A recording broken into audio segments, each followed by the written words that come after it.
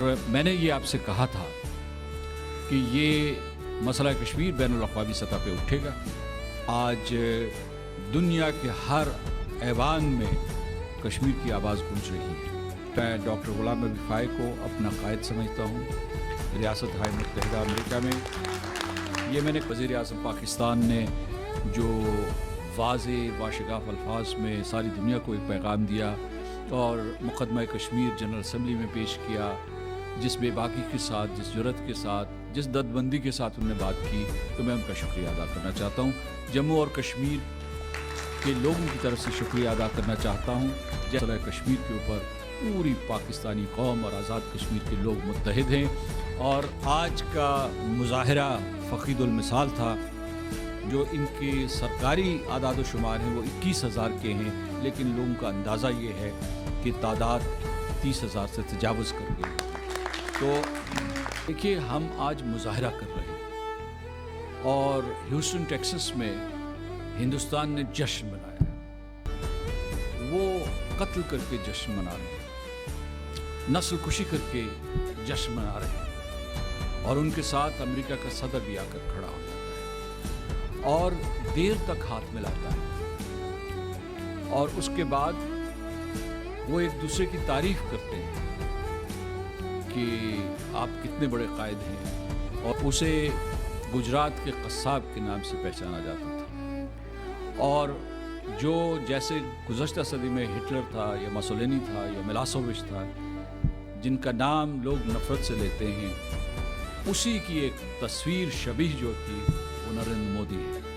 72 سال سے ہم لوگ قتل ہو رہے ہیں، مارے جا رہے ہیں، اور ہم اپنی روداد، اپنی کہانیاں آپ کو یہاں کے سناتے ہیں، آپ سنتے ہیں اور سنی انسنی کر دیتے ہیں. یہ سلسلہ کب تک جاری رہے گا؟ کیونکہ کشمیریوں نے تو قسم کھائی ہوئی ہے کہ وہ آزادی لے کر رہیں گے اور دنیا کی کوئی طاقت انہیں نہیں روک سکتی. تو میں نے یہ کہا کہ یہ وقت آ گیا ہے کہ رونے دھونے کا یہ سلسلہ، ظلم سہنے کی یہ روایت ختم ہو.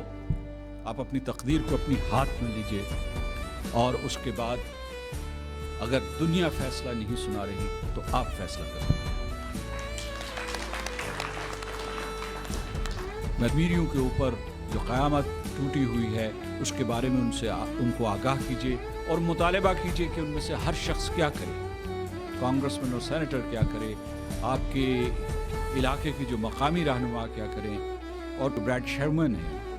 یہ ان بنیادی طور پر جو کانگریس مین ہیں کیلیفورنیا کے، انہوں نے تحریک کی تھی کہ جی ہاؤڈی مودی کے لیے زیادہ سے زیادہ لوگ، زیادہ سے زیادہ کانگریس مین بڑی تعداد میں آئے.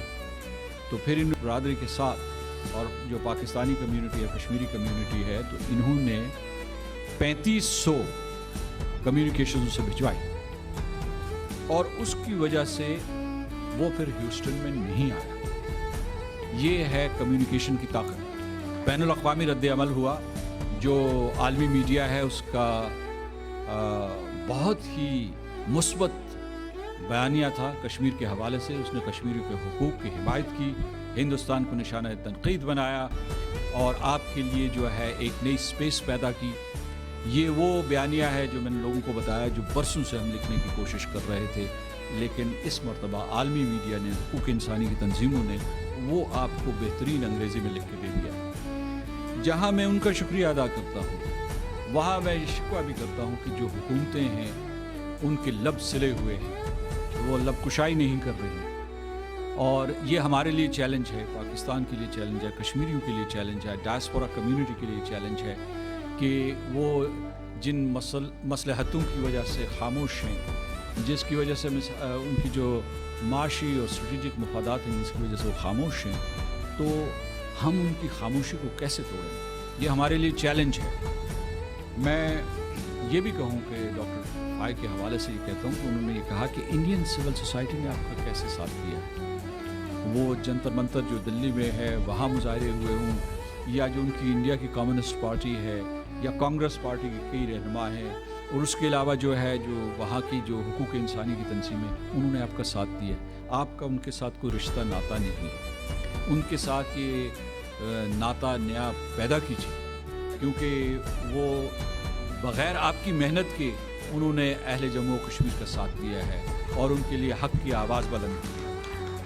मैं स्ट्रेटजी के बारे में कह रहा था। पॉइंट 1 इज़ यूनिटी, इत्तेहाद। दूसरा जो है बैनुल अक़वामी बरादरी के साथ जो है हमारा राब्ता, और फिर जो है कम्युनिटी अपनी क़ुव्वतों को इस्तेमाल करेगी, इबलाग का हम सही इस्तेमाल करेंगे, और उसके बाद इंडियन सिविल सोसाइटी से रब्ते करेंगे और एक मजबूत पाकिस्तान और मजबूत आज़ाद कश्मीर के लिए कोशिश करेंगे। जो वज़ीर आज़म का ख़िताब था उसमें भी ये बात उभर के आई। मैं जिससे भी यहाँ मिला हूँ, बल्कि एक जो है अभी जो वकला से मिल रहा था तो वहाँ एक लॉयर ने ये भी कहा कि तुम लोगों को कामयाब होने के लिए अपने ऊपर इन्हिसार करना पड़ेगा। ये जो आप जो बैनुल अक़वामी बरादरी के ऊपर बहुत ज़्यादा इन्हिसार कर रहे हैं, मुमकिन है ये वो फ़ैसला न दे सकें जो आप अपनी तहरीक और जद्दोजहद से हासिल कर सकें। ये याद रखिएगा। हमने हिंदुस्तान की जाहरियत का मुकाबला करना है क्योंकि पूरे के पूरे ख़त्ते को जंग की भट्टी में झोंक रहा है।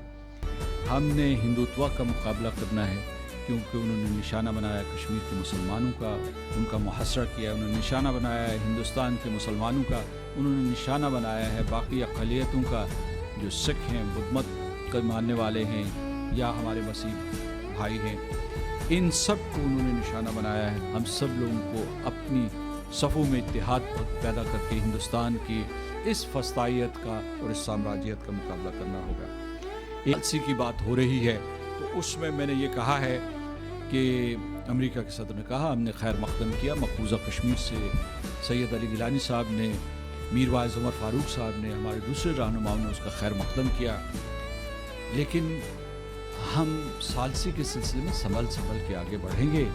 और मैंने वाज़े तौर पर यह बयान दिया है कि सालसी अच्छी चीज़ है, लेकिन मैं कहीं ज़िक्र नहीं सुन रहा कि उस सालसी के अमल में कश्मीरी भी शरीक होंगे। तो 3 फ़रीक़ हैं, पाकिस्तान, हिंदुस्तान और अहले जम्मू और कश्मीर, और फ़ैसला तो जम्मू और कश्मीर के लोगों ने करना है जो इस वक्त मुक़य्यद और मैसूर हैं।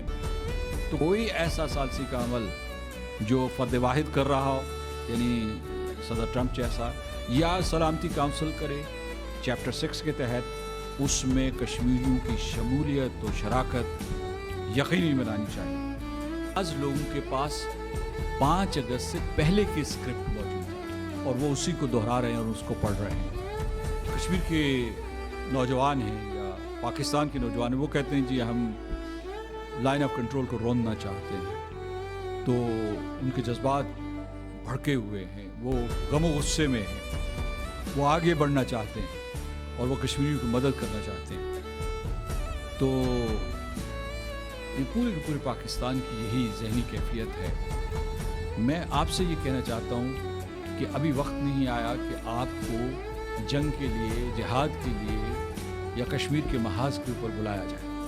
आपका महाज जो है वो सियासी और सफारती और इबलाग का महाज है यहाँ, और ये महाज उतना ही अहम है जितना कि वहाँ लोग अपने हुकूक के दिफा के लिए जद्दोजहद करेंगे।